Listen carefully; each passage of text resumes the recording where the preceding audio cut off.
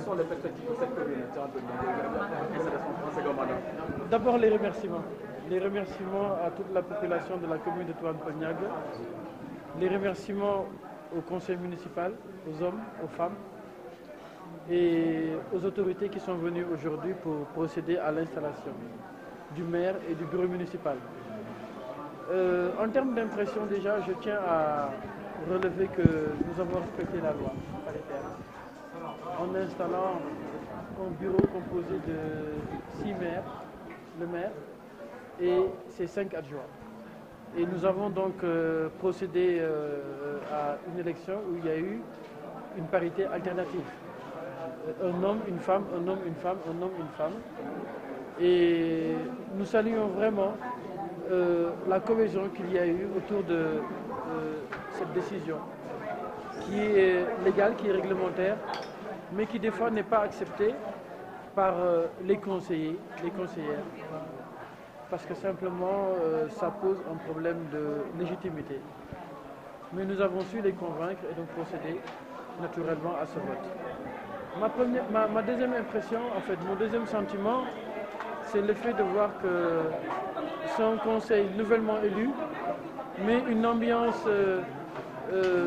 joviale qui fait que je suis persuadé que dans les conseils à venir, nous pourrons échanger pleinement et en profondeur sur les questions urgentes qui ont fait l'objet de cette élection. Les gens ont voté pour la coalition Benno Bokk Yakaar parce qu'ils ont estimé que nous avions entamé un travail qui est en train de se passer convenablement et qui devrait, dans les années à venir, accélérer. Raison pour laquelle donc, nous sommes sortis victorieuses de cette élection. C'est, disons, les deux premières impressions, sentiments que j'ai par rapport à cette élection d'aujourd'hui. Vous parlez des questions d'urgence qui ont fait que les gens ont voté pour vous dans cette commune aujourd'hui. Quelles sont ces questions d'urgence dans votre commune? Alors, les questions d'urgence, quand j'en parle, ce n'est pas des questions qui relèvent souvent de nos compétences. C'est des questions qui sont liées au cadre de vie, entre autres l'adduction d'eau. Nous savons qu'une bonne partie de la population de Touane-Peulh-Niaga n'a pas accès à l'eau, à l'électricité, aux voiries, aux espaces sanitaires. Mais nous sommes persuadés que l'engagement de ce nouveau conseil installé, plus l'expertise, l'expérience que nous avons eue dans les années précédentes, cumulées, nous pourrons donc résoudre une bonne partie, pour ne pas dire la majeure partie, de ces soucis que les populations vivent. Alors, dans le département, sur 10 collectivités territoriales, vous faites partie en fait des 3 de Benno qui ont survécu véritablement à razzia de Yewwi Askan Wi. Alors, quelle lecture vous faites de cette... Comment est-ce que vous appréciez justement ces résultats de manière générale? Alors, en fait, de mémoire, même ces 11 collectivités, de mémoire, hein, ces 11 collectivités et 3 qui ont été donc gagnées par le Benno, on va se satisfaire des résultats. Et je vais vous dire pourquoi. En réalité, d'abord, une collectivité comme la mienne, celle de Touane-Peulh-Niaga, nous avons abattu un excellent travail, raison pour laquelle la population nous a fait confiance et a renouvelé donc cette confiance lors de cette élection. Une commune comme Bambilor, les résultats aussi sont satisfaisants là-bas parce que le maire est réélu. Une commune comme Diamniadio aussi a le même sort, avec un scrutin qui s'est bien déroulé là-bas. Et 8 autres communes où ça s'est plus ou moins mal passé. Mais je tiens à apporter des précisions.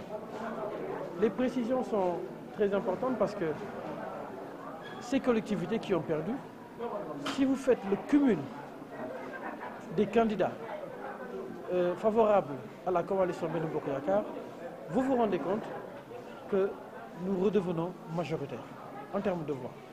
Malheureusement, il y a eu une plénitude de candidatures, énormément, à foison, et c'est ce qui a fait qu'il y a eu un éclatement de l'électorat du Benno Bokk Yakaar.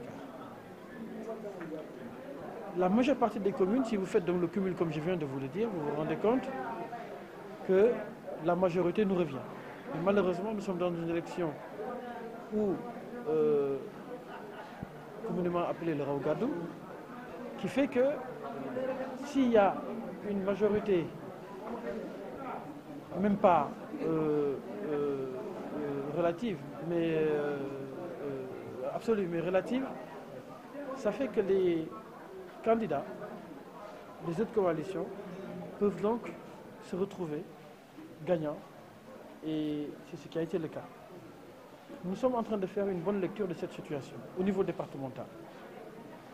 Et nous l'avons déjà démarré, mais dans les moments à venir, nous aurons d'autres rencontres avec ces leaders qui malheureusement n'ont pas gagné à ces élections, mais qui acceptent de s'asseoir autour d'une table, de fédérer cet électorat pour pouvoir préparer les élections législatives.